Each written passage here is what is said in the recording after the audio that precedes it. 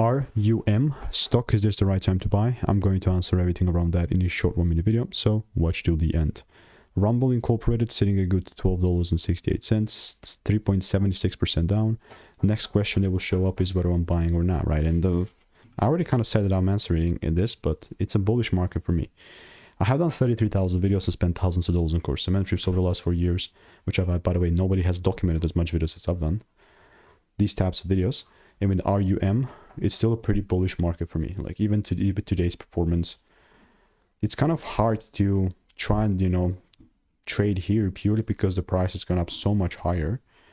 And you just have to get the timing correct. But in this case, for me, the correct timing will be a proper double break. That's what I literally want to see in order to take things up. But yeah, I mean, I obviously will just keep an eye. It's not financial advice. If you want to make more money trading in a simple and lean way, click the first link in the description. It's a free newsletter. Goodbye.